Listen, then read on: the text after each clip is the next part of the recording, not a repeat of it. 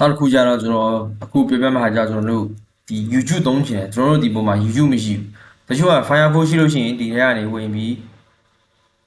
တန်းသုံးလို့ရတယ်တချို့က Firefox မရှိဘူး Firefox မရှိတဲ့လူကြတော့တဲ့အဆင်မပြေဘူးဘယ်လိုလုပ်ရမလဲဆိုကျွန်တော်တို့က Chrome နဲ့တွားမယ်ဒီ desktop ပေါ်ရောက်အောင်ကျွန်တော်တို့ကထည့်မှာပေါ့ကွာဒါမှမဟုတ်တောင်းတော့ဆွဲချင်လဲရတယ်ကျွန်တော်တို့ဒီမှာ YouTube ထည့် YouTube ကြည့်ချင်တယ်ဆို YouTube လို့ရိုက်လိုက်တော့ဒီလိုပွင့်လာပါပွင့်လာဆိုတော့ပထမဦးဆုံးပထမ link ကိုနှိပ်လိုက်မယ်အဲဆိုကျွန်တော်တို့ YouTube page ထဲရောက်သွားမှာဒါဆိုရင် YouTube page ထဲရောက်သွားတယ်ကျွန်တော်တို့က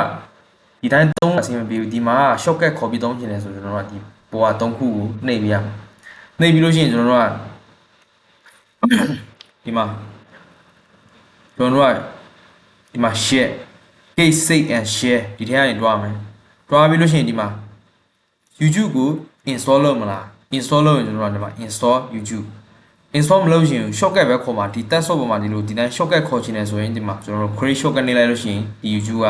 ဒီမှာ shortcut ခေါ်ပြတာပြောရတယ်ဒါကြတော့ကျွန်တော်တို့ဒီ YouTube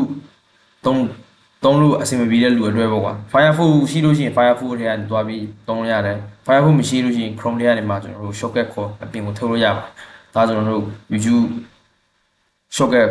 shortcut လောက်တာနဲ့ကျွန်တော် YouTube install လောက်တာစိတ်ကြိုက်လုပ်လို့ရတယ်ဒီတစ်ခုဥပမာကွာတခါတည်း shortcut မခေါ်ရင်တခါတည်း install လုပ်ချင်ရင်ကျွန်တော်တို့ install YouTube လုပ်ပြရမှာ shortcut ပဲခေါ်ချင်တယ်ဆိုတော့ shortcut ရွေး